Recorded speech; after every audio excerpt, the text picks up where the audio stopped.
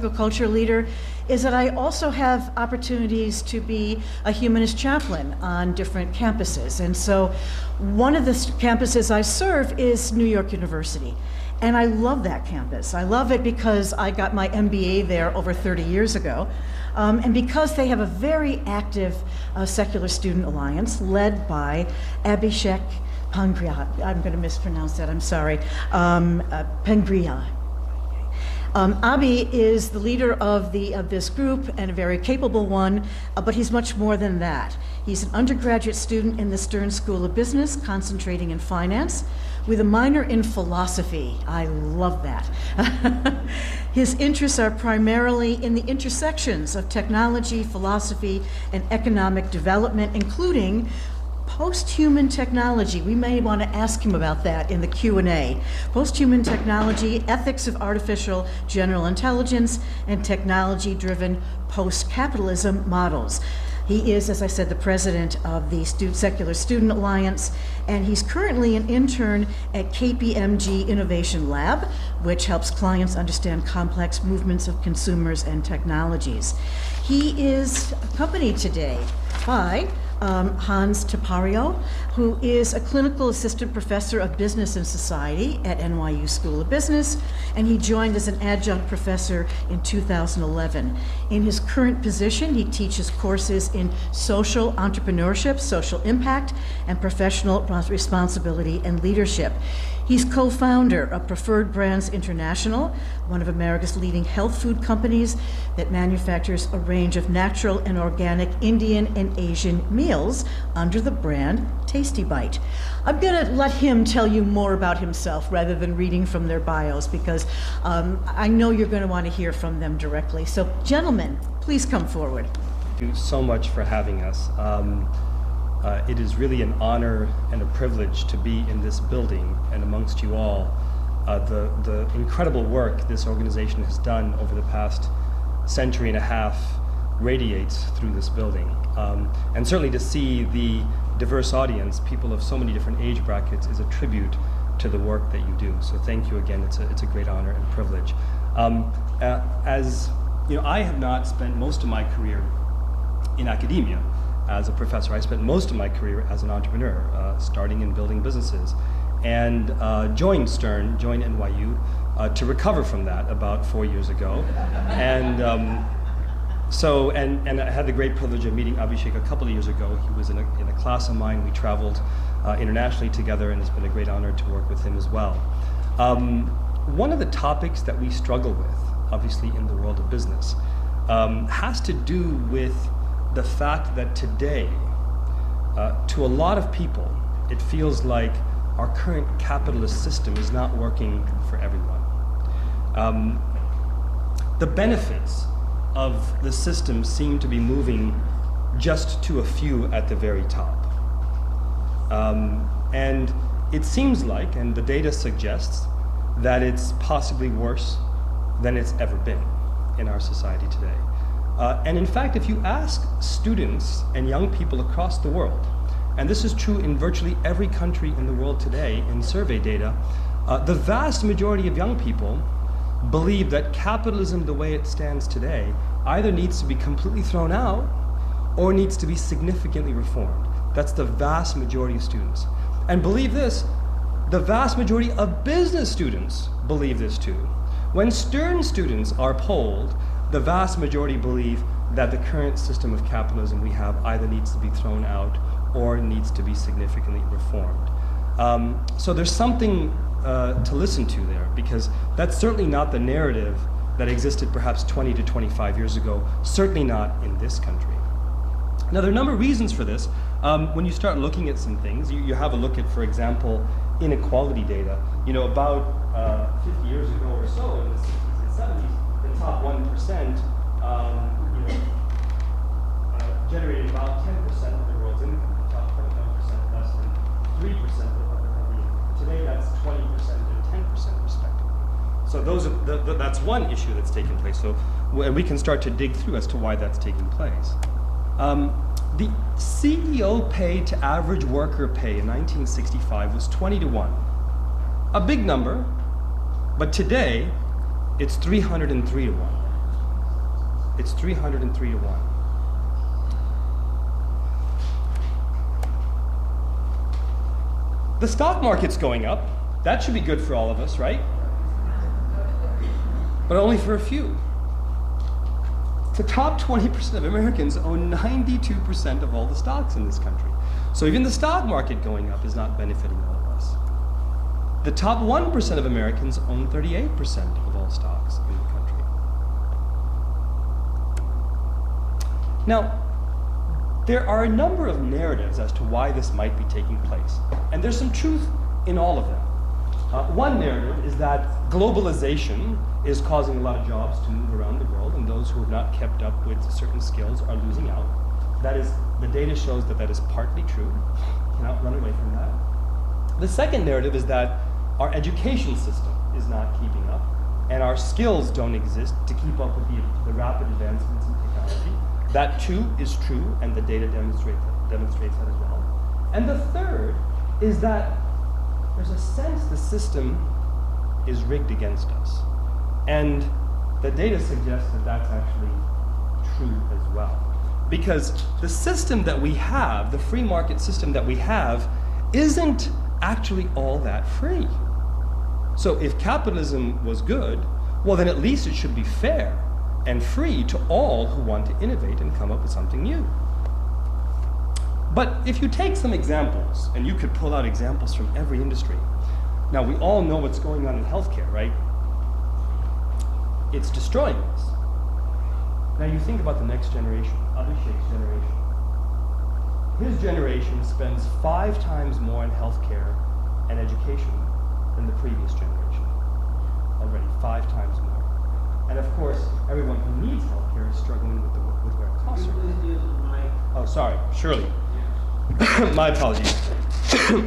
And if you take a few examples within this, take the pharmaceuticals industry, for example.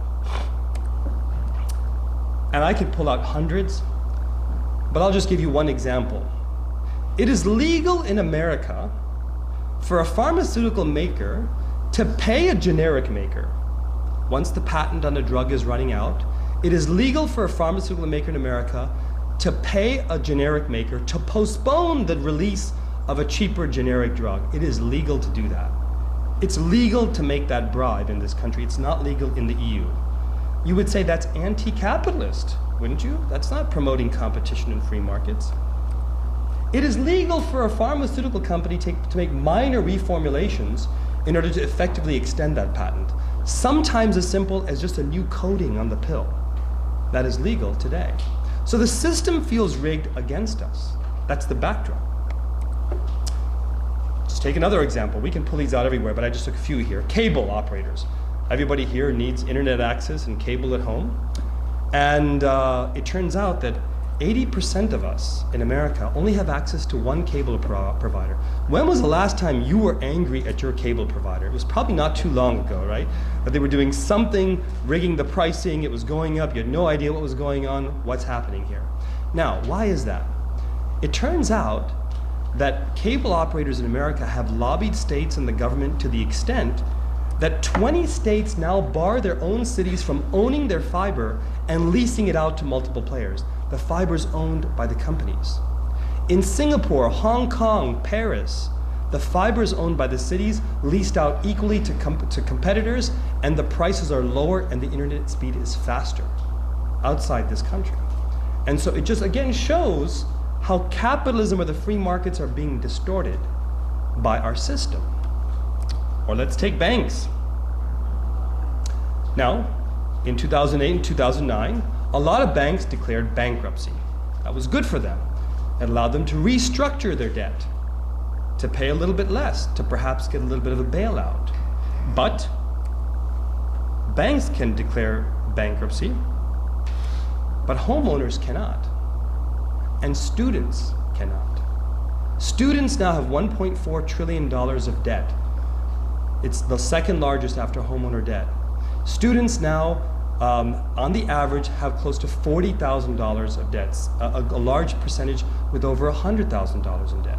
If you're a public school teacher or a nurse, you will sit on that debt for 10, 15, 20 years, perhaps for your entire life.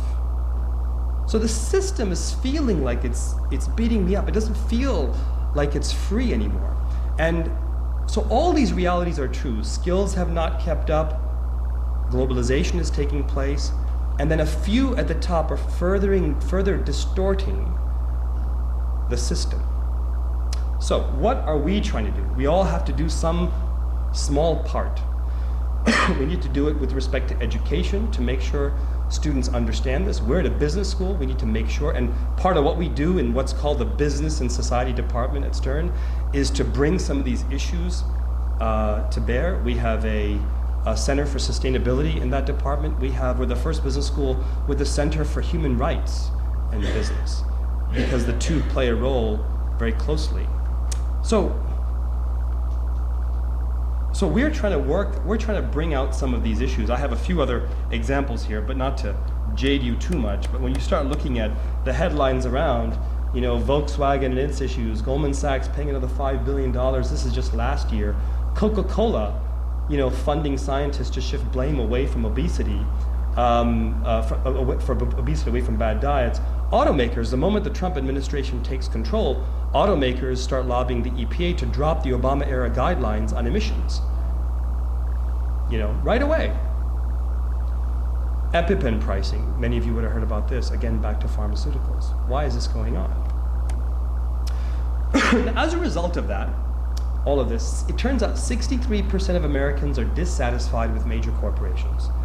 That's about the approval rating Trump has right now. So it's about equal when you start thinking about how many people are dissatisfied. And this is the trend line over the past, couple of decades or so. And back in the 60s and 70s, it was the flip, it looked exactly the opposite. More than 70% of Americans trusted corporations back in the 60s and 70s. So our question, the question that we're working on, the question that Abhishek and I have been working on, is how might we expand business ownership? Because right now, business ownership is stuck to the top.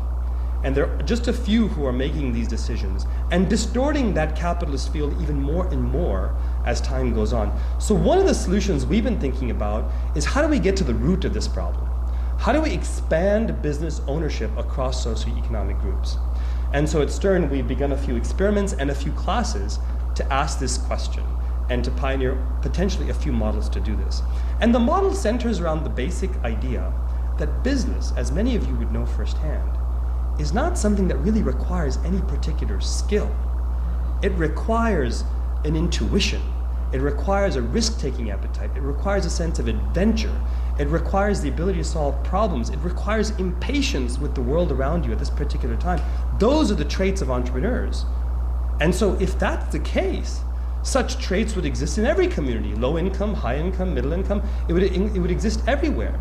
But it turns out those who have the resources can take those risks a bit easier.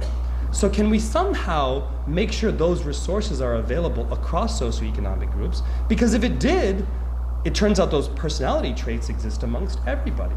Because it's not about the education in this case. We all know people with very little education who did extremely well in business. So if that's the case, how do we build on this idea? So can we pioneer models to seed entrepreneurship in low-income communities across the globe? Now, you would think this is an obvious problem to solve, but there's so little work going on out there on this subject.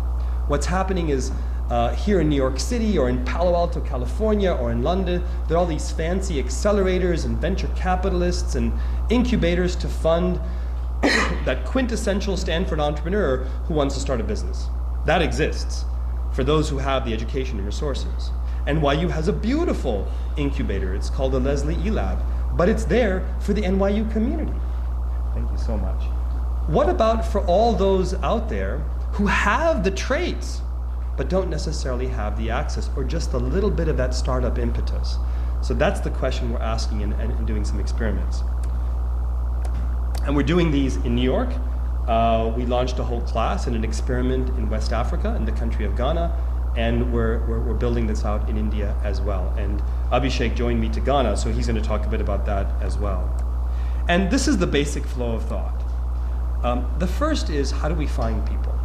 And so what we're doing is we're working with nonprofits to do outreach into the community. Here in New York, we were working with an organization that would be very familiar to this organization, Henry Street in the Lower East Side, which has been around for a long time and has a tremendous community around there. Coalition for Queens is an organization doing coding skill training in Queens for those without college degrees.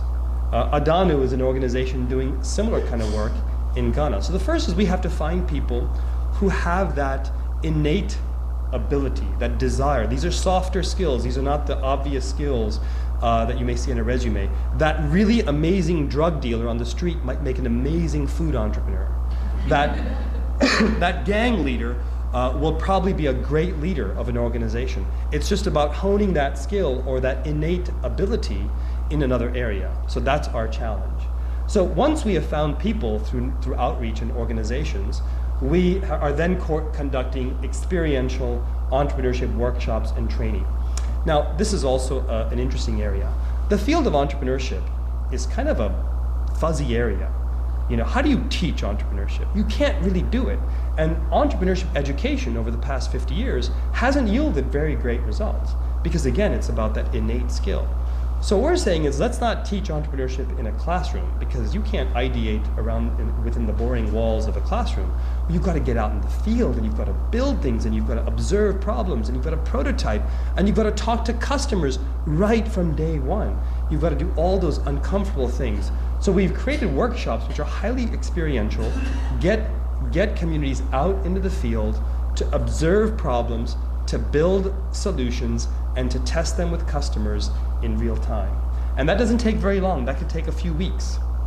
So that's step two. And we've actually designed some coursework around this as well. The third is a little bit of capital is required for anyone. It could be a few $1,000s. It doesn't have to be a huge amount of capital. But a little bit of capital is important to be able to test your idea. You may not be building a huge business with that capital, but you need a little bit to test, to build a prototype, to build something that you can put in front of consumers to see whether it works and then to optimize, and usually that can get you going. So we need a little bit of funding for this as well. And then finally, ongoing coaching, mentoring, and business support from experts, from former entrepreneurs, and so on. So that's the process that we're following. These are some of the institutions we're working with for outreach. This is a class. We're going to give a little bit of a case study on it. It's based out of Ghana for us. We started doing $2,500 to $10,000 grants for these kinds of teams that are coming out of these programs. And then finally, weekly mentoring, student projects, and expert inputs when it comes to ongoing maintenance of this. So one case study I'll just take you through is a course now that is about 4 years old, and we're starting to see some very interesting and tangible results in the field.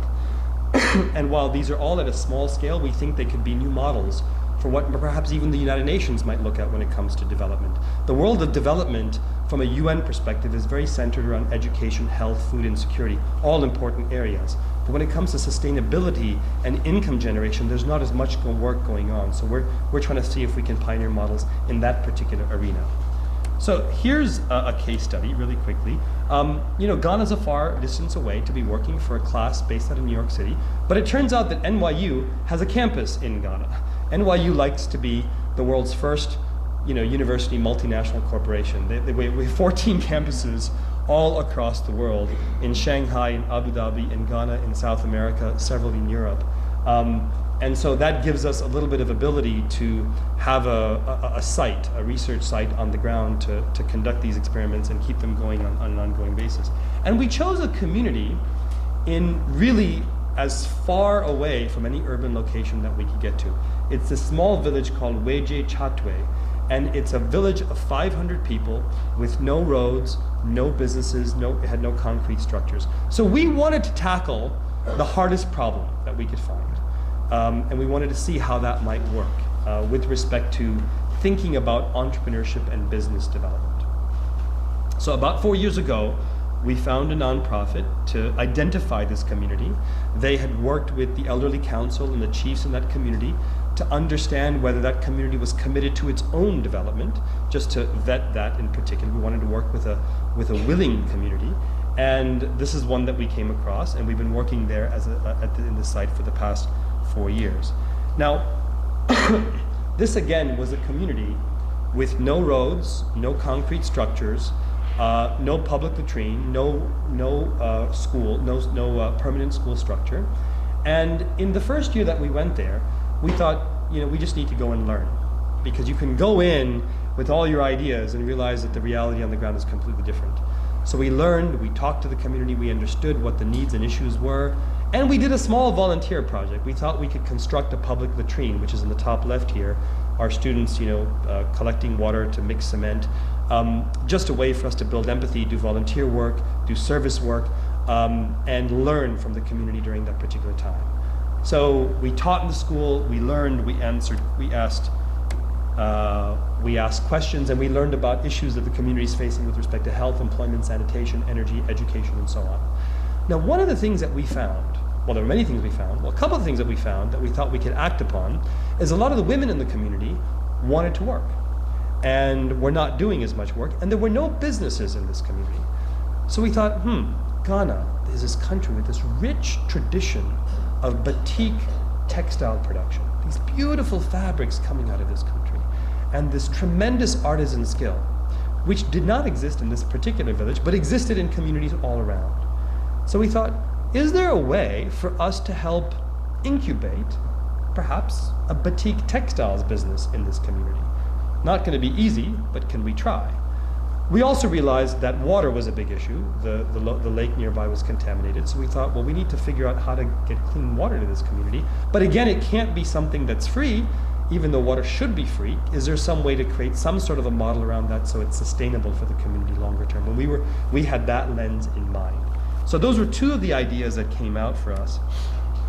And in the subsequent year, what we did as a class, our class helped fundraise, and we raised about $20,000, and we spent a little bit of money, and we found an organization that could train the community in batik block printing and textile making.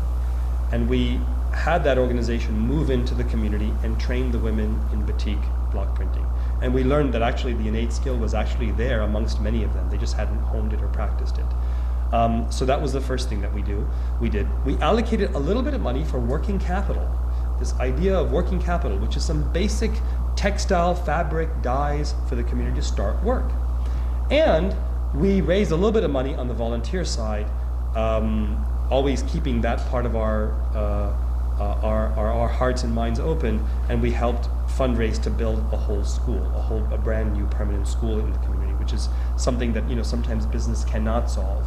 And these are some pictures. That was the batik chef in the top left that got set up, and these are the beautiful colors that started emanating from the early training in this particular community. We also funded, and Abhishek worked on this firsthand, we also funded and raised money to actually build a well. And that's the water coming out of that well in the top right, and a little business again formed around that. What we did was we advised the community to make these village-owned businesses. We helped the community set up a board of directors. We helped write very simple bylaws because it has to run the business on its own. So what are all the components of basic governance? It's not that complicated, and it's not something that needs to be reinvented. What are the components of governance for this community to run these businesses on its own? And that was those are all key aspects of our project. Now, what an amazing thing for students to work on, because you really learn business when you're setting up a business. And it's kind of shocking how business schools exist and teach all this business, but most students have never really set up a business. Most students have never really sold anything. How can you go through business school and not have sold something? But that's the academic system we have today. And so we thought, why don't we make this a project that students own in terms of helping set this up, work with the partner to get training, find that initial customer, fund the working capital, build the business model, and form the governance structure, the board, so this can sustain itself on its own. And all of us humans, we're the same everywhere. We can work together. These things can be figured out regardless of education, regardless of culture. The right kind of board, the right kind of setup can work anywhere. It's not rocket science. And then we started this clean water business. We helped fund the capex for it, developed the business model for the well operations, and also helped set up a village board for this particular business. So we were doing we could have gone to this community, we could have swept floors, we could have taught. That's what your typical volunteer project exists when you go out to West Africa, or when you go out to Harlem, or you go out to Lower East Side. That's typically what people are doing. We said, can we set up a business? Can we help set up a company for this community that this community owns and runs and takes ownership of? On the volunteer side, we also make sure that we play a role in that. We helped construct a school, we helped teach. There's always an important role for volunteering. Business can't solve everything. In 2017, and this is, mind you, a new class comes in every single year. In 2017, we built upon what we were doing. We set up a computer lab. We began doing a lot of training for all the employees of the boutique business. It now employs 12 women in the community. It's paid out numerous salaries. The average income in the village of 500 has grown by 58% just because of this one business alone and the salaries it has paid out. But there was some accounting training and marketing training and customer development training that we needed to build upon. Now imagine a student from here going out to West Africa teaching accounting to a community in a different language. You have to know accounting really well to do that. And so it's a great way, again, for students to learn their subjects, because you've got to break it down into its most essential components. And this year we're building upon that. These are products coming out of this community today. Pencil cases, laptop cases, backpacks. There's a sewing room now. There's a CEO who has herself gone back for additional training in this particular skill. And now what we're doing is working with a nonprofit on the ground here to help get them into places like West Elm and Target, all of whom are customers looking for artisan goods on the ground here for longer term customer development. So that's kind of where we're at with this particular business as a case study. We're doing this with Henry Street in the Lower East Side. We're doing this in Queens. A few businesses have emerged in the area of marketing agencies and coding, little sort of app development on the computer science side. We're doing this in the space of food as well, and we're planning to launch this in India likewise. So what we're hoping by the end of this year is that we have 12 to 15 businesses that have been set up or have been incubated, if you will, in these communities for us to understand what works, what doesn't work, and what all the inputs are required, because we found that there really isn't a lot of work going on in this particular space. With that said, I'm just going to give Abhishek a few moments to talk about his experience as a student, what he went through, and how he sees this world shaping up. Thank you.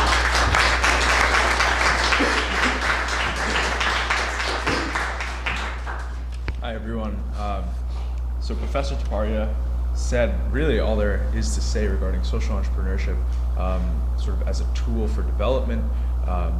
There are a lot of ways that the capitalist system is being twisted, and it can be used to increase inequality, but as we're seeing, it's a very, very powerful incentive for development. And in addition, it proves as a very powerful model for education. And so my experience as a student, this was a couple of years ago now, it really introduced sort of, instead of complicated problems, it introduced complex problems, problems that really make you struggle. So you can struggle with a math problem for a while, you can struggle with a multiple choice question for a while, but there's always sort of an answer that you're looking for. Complex questions, you really have to be innovative, creative, you have to find your own way. I think that was perhaps the biggest value of a class like this, and every student that has come through the doors and been taught by Professor Taparia and gone to Ghana, and they've all faced these challenges. Now, for myself and many other students, it's also catalyzed a lot more. And so, while Professor Taparia has also taken on this model to Queens and Harlem and Henry Street and so on, this model has also been proving quite successful in India. So I wanted to give a few remarks there. Probably a year and a half ago, I decided to sort of take this model into India and see what impact would come of it. And so now, a year and a half later, we're working with some stakeholders in the Indian government, and it seems as though just bringing in a little bit of capital into these communities, it proves exactly what Professor Taparia was saying. These skills exist everywhere. There isn't, some sort of formula that you learn through education that you need to follow. It's really being willing to take on the risk. It's being, again, impatient. I really like that, being impatient with the world around you, and then gaining the intuition to go on and start the business, look for people who are smarter than you and willing to help you, and bring perhaps those more academic areas of knowledge that you do need, like counting, for example. And so it's a very exciting future. I think now we're, again, going into our fifth year in Ghana, expanding this specific model and the class into India, and hopefully having an impact on students in New York, from around America, and so on. So I'd like to thank everyone for your time and for inviting us here to New York Society for Ethical Culture. Again, the history of this organization is incredible. So thank you. So come on up. So we have an opportunity for some questions here. I wonder if that program had existed when I was getting my MBA, I might have gotten better than a C in accounting because I would be teaching it to other people. So anyway, this is I think this is very exciting, and that's why I wanted our members to hear about this, because so often we are on the ramparts of social justice. We rally for a living wage, not just raising the minimum wage, but having a living wage. And I think I've got to say for myself, I've become so cynical about the rigging of the capitalist system. So you've seen this work in small ways. What do you see maybe beyond that? Maybe address what you brought up to us about the rigging of it. I often say here that what we need to do is support civics education in our high schools so that we have more educated voters. Are you hoping that by doing this, people would be more engaged on maybe a state or national level? And then I'm going to open it up to you guys. Yeah, undoubtedly. I think if we can make sure this is the kind of pedagogy that we have in universities, and one of the things that we are very active in doing is taking this model to other business schools and other universities across the country. Fortunately, Abhishek's generation is a very hopeful generation. And people coming into the business schools are already coming in with these mindsets. Maybe a business school student coming in today might be the profile of an anthropology student 25 years ago. It's a very different profile. And so they're really into it. And if that's the kind of student that we're going to be graduating, hopefully over the coming years, I think that would bode well for what our capitalist system looks like, because that is not the kind of pedagogy we had 20 years ago. And in fact, professors were not even close to this. It was about greed is good 25 years ago in the business school arena. So if that changes at a fundamental level, I think it could result in a tremendous mindset change in terms of how the system is rigged. So how do you, I know that you were talking about going back home and doing more of this model there. So can you speak to us about that future for you and the future that you hope for others? Sure. Yeah. So I think again, I use the word catalyzing. So this course catalyzed a lot of questioning and thinking about the system that we live in. I often tell my friends I'm studying business, and they ask me, "What are you learning? What does that mean?"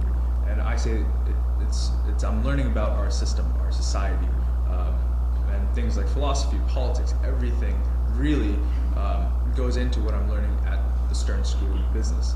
And so I think where that's leading is in civic society. It draws right back into how the system is set up in the U.S. Certainly my classmates are having the same education and same ambitions going forward, with not only how can we succeed in the system, but how can we make it better, do well ourselves, but also do good for the system and the society. And I think across the world, as I mentioned, I'm doing work in India, and that's where I was born. That's the home that we're referring to. There's a similar drive. There's a lot of the youth. They used to be very much driven by stability in the jobs that they looked for. They wanted to study engineering, and they immediately went to government jobs and wanted to build their 30-year-long careers. The data now is showing that just isn't working out. perhaps you can say the market is saturated, but these engineering educations simply aren't getting people jobs anymore. So instead of just trying to survive and succeed in the system that has been around, even in India, the youth are now thinking about how can we change the system itself to make it more successful for everyone. Yes, Matthew. I'm fascinated by sustainability in business and ethics in business. It's sort of a two-part question. Can you speak to, on the ground, how you think sustainability can be more grounded in the philosophy of small and medium businesses globally? And secondly, to plant sort of acorns for some of our younger listeners, what are 2 or 3 little acorn pieces of advice you could give for the upcoming generation about surviving and thriving in a global economy, and perhaps starting their own business someday? And Matthew has his son here. Thank you for coming. So, I think with respect to sustainability, I think that every initiative needs to be thought through. Now, you're referring to financial sustainability or environmental sustainability? Environmental. Yeah. So, there's no question that we have exploited our planet and squeezed it and destroyed it. And it's not sustainable any longer. And this generation is blaming the previous generation for it. And that comes out in surveys and in surveys as well. So have come around to the belief that the greatest businesses of the 21st century are going to not only solve some human need, but also some broader planetary need. Because the good news is that this next generation consumer, some marketers are calling it the aspirational consumer, cares and is researching what companies are doing. And companies live in a glass house today. And Pepsi on one hand if you think about PepsiCo or Coca-Cola, they sell products that kill people. Basically, it's big tobacco. And that's fine, it happens, it's an insidious death. But they spin another game in terms of communication and make it seem like they're saving the world. Now that is something that consumers are onto in a big way. Those brands have no value anymore. And so, given that, businesses that are starting today are looking to become the business of the 21st century need to, for their own consumer viability, be sustainable. That I feel is a good news. There's a correction happening because the brands that are not behaving are getting punished. And certainly brands that are hypocritical, those are the ones that are getting punished the worst.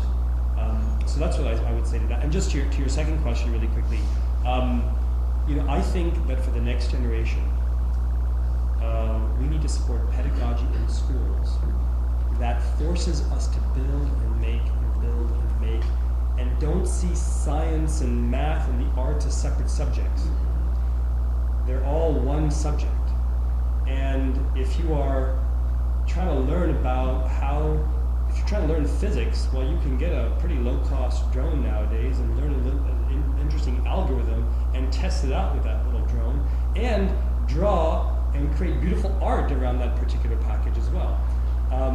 If you are in school, you can, a lot of schools nowadays have 3D printers. You can print out an Elsa from Frozen and figure out all the geometry around that and draw it and build it as well. So I think it's important not to see these topics as separate topics. I think it's going to be important to get our hands dirty and become makers moving forward. I think pedagogy moved away from that in the past 30 to 40 years. We lost home ec and things like that. I'm not saying we get home ec alone back, but we need to think like that, which is about building and making things all the time, and that'll keep us prepared for the future. To follow up on that, Abhishek, you have in your bio the word intersectionality, and you also study philosophy. So can you speak to that as well? Sure. So in regards to sustainability first, I think the main difference, what people are sort of realizing, for the past 15, 20 years, sustainability has been sort of an afterthought in a lot of companies. In the bigger companies, it's CSR departments and things like that. Now I think the companies that are doing it well are integrating sustainability into their business models. It's at the core of what they do. And it's not just the volunteer work that happens through the CSR, but seeing what does our core business do to the world and how can we improve that. Now, in regards to intersectionality, I think, at least in school, my main goal is to sort of not learn a lot of skills. I think of it as apps and operating system. Like, I don't want to learn a lot of skills in terms of just accounting and finance and so on. I want to learn how to think. And so I think the intersectional approach has done very well, because it's challenging to understand how do I connect the business side of things with the psychology and philosophy, and those connections are there. It just so happens that in universities we have departments and things are very, very separated. So it takes a little bit of work to find exactly how these things connect, and they do. And then in regards to some advice, I think the two things, I think everything seems to come down to having empathy. And so building empathy, I think, is incredibly important at a young age. It's never too early to start volunteering, to just speaking to people who are different from you. I think empathy is the key driver of providing value to people, which is what entrepreneurs at the end of the day do. And second, something I've been thinking about a lot is just keeping, being mindful, being aware of the time that we live in. It's very easy to forget the time that we live in, and the example I always think of, nearly every morning, is that if all of human history was in a 700-page book, all of the development and bringing billions of people out of poverty, all these things have occurred on the last quarter of the last page of this book. We live in an incredible time, and being young, I'm 20 years old, I'm so grateful for all the time I hopefully have, and I want to take advantage of it every day. So I think that would be my second piece of advice. John? My question was, I don't know if it's a common question, but basically you identified capitalism out of control and what we rationalize here. So you're recreating something over there. What are the safeguards against it not turning into the same things? I don't think anybody who developed drugs here or drinks actually had the motive of actually exploiting the world. Yeah. So what are the safeguards? That's the first part of the question. And then I just had to address this. I mean, you could indict, I indict Pepsi Coca-Cola, but basically what you're doing is you're creating a capitalistic model that's promoting consumerism. What's the difference? And when does it hit that critical point of where you lose empathy and it just gets to scale? So those are the challenges. I don't know. Tough questions. I would say to the first, what we're trying to do, and I didn't speak too much about this, but I think it's critical, is to promote models of widespread ownership in systems. So for example, when we're advising the incubation of a company in one of these communities, we are from the beginning advising them, it's their choice, but we're advising them to ensure widespread ownership of these businesses across all that are joining. Now, over the long run, it's up to these businesses to determine that. People change, as you know, people change. But I think if we could do that from the beginning and allow it, and promote that culture, because employee-owned businesses, or businesses that have been that have more employee ownership in them, there's a lot to suggest that they do very well. I agree. Just always gets to that point where they sell out. It's like people that have an employee-owned business in the top usually. Nature dictates that take cash. Yeah. The only difference I think we are seeing is we're seeing some businesses emerge. So let's take the food example. Organic Valley is the country's largest organic food brand today. $1 billion, owned by 1,800 farmers, started by 7 struggling farmers in 1988. Now they're so big that if anybody did buy them, it's not going to change. And chances are they're never going to sell. So we need it takes time to funnel through the system and to see a different kind of business emerge. I think there's enough pent-up frustration out there for that to happen. But yeah, but it's a tough one because you're right, people change. Okay. So let's see, we've got Susan back there? Yeah. Hi, I'm Sue. I want to say, Ann, I was at Stern Business School at the same time you were. I graduated 29 years ago, and you're absolutely right. The students were not thinking, or faculty thinking about entrepreneurship at that time, and the Center for Human Rights was just not anywhere in their sphere of thought, I think. So that's the best thing that I've heard, one of the best things I've heard from your talk today. But my question is that, businesses take capital. And to create these businesses, you need to have funding sources. And I know that there are a couple of large micro lending firms, but I don't know, my question is it, do you see them as being helpful, or is there another solution that's needed to provide capital to the businesses that you want to help build? Sure, I can take that. I think micro-lending could be a great idea. I don't think in execution it's worked out around the world.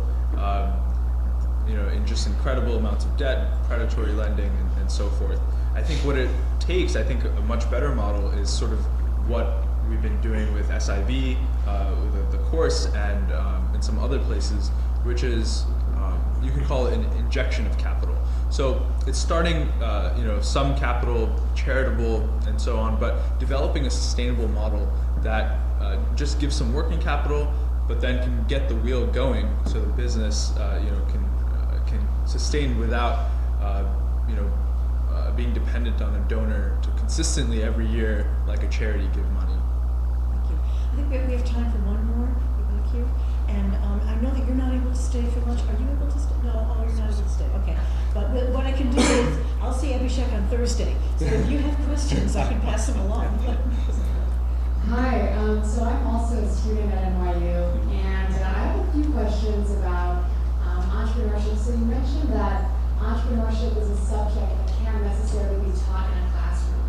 So my question is, when you're going out and doing experiential entrepreneurship, what are the skills you're trying to teach? What are you trying to build to make sure that students can go off and become entrepreneurs?